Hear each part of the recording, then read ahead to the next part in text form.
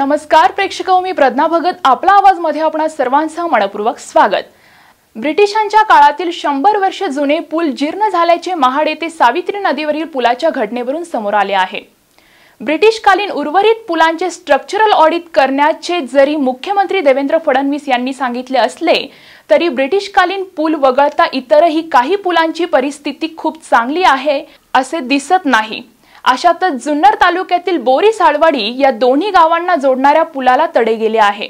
यामुळे परिसरातील नागरिकांमध्ये भीतीचे वातावरण आहे.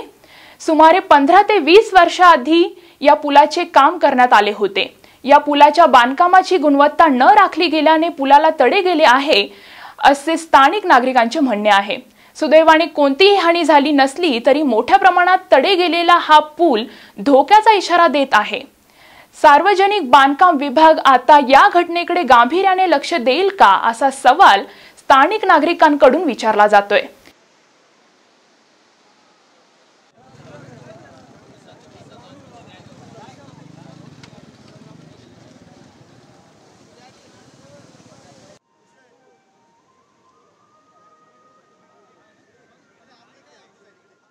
वळूया पुढील बातमीकडे.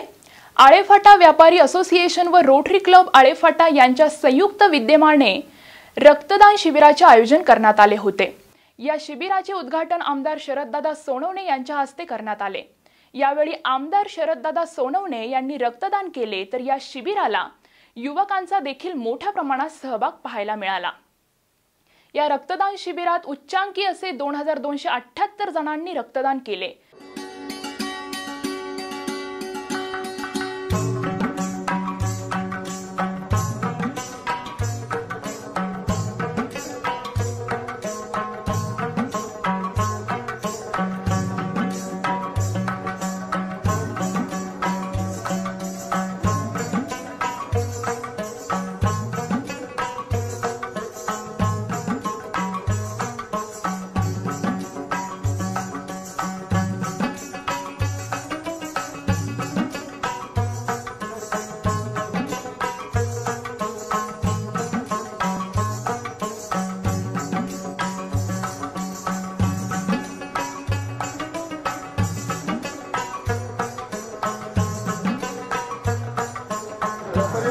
आळेफाटा आणि रोटरी क्लब ऑफ आळेफाटा यांच्या संयुक्त विद्यमाने आज आम्ही 9वा वर्धापन दिवस साजरा करत असताना भव्य रक्तदान शिबिराचे या ठिकाणी आयोजन केले. खरं तर उत्स्फूर्त प्रतिसाद या सगळ्या व्यापारी मंडळींची, रोटरी क्लबच्या सदस्यांचा सहभाग आणि अनेक संस्थांचा लागलेला मदतीचा, ज्याच्यातून गेले अनेक वर्ष आम्ही अत्यंत चांगल्या पद्धतीने उपक्रम हा राबवत आहोत. खरं तर आमच्या संस्थांचे जे जुने पदाधिकारी आहेत, हा जो महामार्ग आहे आळेफाट्याला चिरून जाणारा, तो राष्ट्रीय महामार्ग क्रमांक 50 आणि राष्ट्रीय महामार्ग क्रमांक 222 यामध्ये वसलेलं हे आळेफाटा. आणि या ठिकाणी गेली अनेक वर्ष आम्ही पाहतोय की प्रचंड असे अपघात होतात आणि अपघातात त्या रुग्णांना वेळेवर रक्त मिळत नाही आणि अनेक लोक मृत्यूमुखी पडलेले आहेत. आणि अशा परिस्थितीत त्या रुग्णांना मदत करण्याच्या हेतूने खरं तर या रक्तदान शिबिराची आम्ही सुरुवात केली. आणि त्याचं पाहता पाहता एका छोट्याशा रोपट्याचं मोठ्या वटवृक्षात रूपांतर झालं. आज आमचं टार्गेट 2500 बॉटलचं आहे. खरं तर अनेक पुण्यात किंवा इतर भागात महाराष्ट्रात कार्यक्रम होत असतात रक्तदानाचे, आणि त्या ठिकाणी कोणत्या मंत्र्याचा वाढदिवस असो किंवा कोणत्या पक्षाचा कार्यक्रम असो, त्या ठिकाणी मोठमोठे रक्त संकलन केल्याचा आकडा आम्हाला पाहायला मिळतो. परंतु तो जो आकडा असतो तो वेगवेगळ्या ठिकाणी त्याचं रक्त संकलन केलं जातं आणि तो आकडा असा असतो. परंतु या आळेफाट्याचं वैशिष्ट्य असं आहे, हे रक्तदात्याचं गाव आहे आणि या रक्तदात्याच्या गावात एकाच ठिकाणी नियोजनात या ठिकाणी सर्वात जास्त पद्धतीचं रक्त संकलन केलं जातं. या आम्हा सगळ्या कार्यकर्त्यांची, आम्हा सगळ्या सदस्यांची ज्या कामाची केल्याची पावती आहे. आम्हाला अत्यंत इथले ग्रामस्थ असेल, कॉलेजची व्यवस्थापन कमिटी असेल, विद्यार्थी असतील, हे सहकार्य करत असतात. मी या ठिकाणी अधिक न बोलता हे जे सगळे रक्तदाते या ठिकाणी आलेले आहेत, किंवा हिमोग्लोबिन चेक करायला आलेले आहेत, बाकीच्या ब्लड प्रेशर चेक करायला आले आहेत, त्यांचे या ठिकाणी मी आमच्या रक्तदान शिबिरात सहभाग घेतला, याबद्दल त्यांचे हार्दिक आभार मानतो.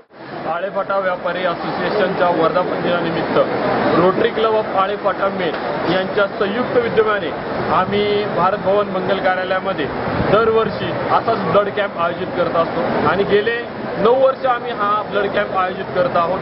80 बॉटलपासून आमच्या संस्थेने सुरुवात केली ती आम्ही आजपर्यंत 1776 बॉटल एका दिवसात एका छताखाली कलेक्ट केलेल्या आहेत आणि हा आमच्या दृष्टीने आमच्यासाठी एक विश्वविक्रम आहे. त्याचप्रमाणे आज आमच्याकडे एवढ्या संस्था शैक्षणिक आहेत, त्यांचं सहकार्य आम्हाला एवढं लाभलेलं आहे.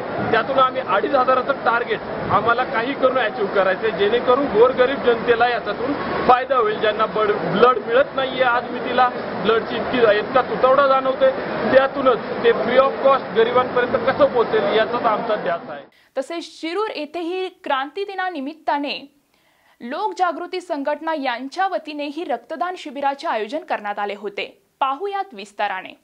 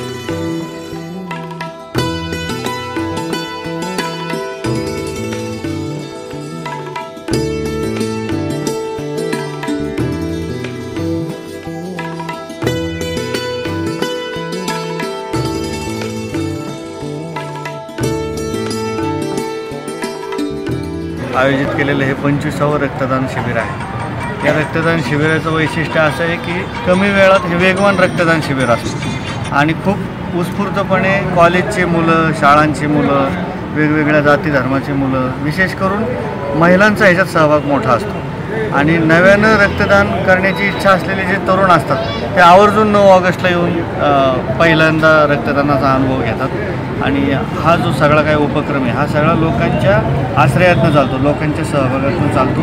जे ज्या काही संघटना आणि कॉलेजचे मुलं यालामध्ये मदत करतात, सहभाग घेतात, त्यांचा आम्ही आमच्या संघटनेच्या वतीनं आभार मानतो. 9 ऑगस्ट क्रांती दिनाच्या निमित्ताने लोकजागृती संघटना ही नेहमी दरवर्षी एक रक्तदान शिबिर आयोजित करत असते.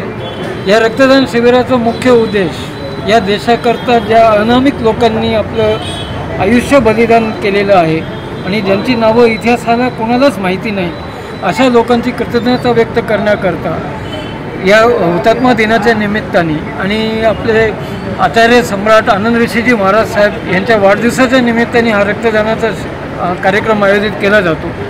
या रक्तदानाचं वैशिष्ट्य म्हणजे याच्यामध्ये सर्व धर्म लोकांचे पूर्ण मनापासून सहभाग असतो आणि एक उत्स्फूर्त जल्लोषाच्या कार्यक्रमामध्ये या रक्तदानाचा कार्यक्रम होत असतो.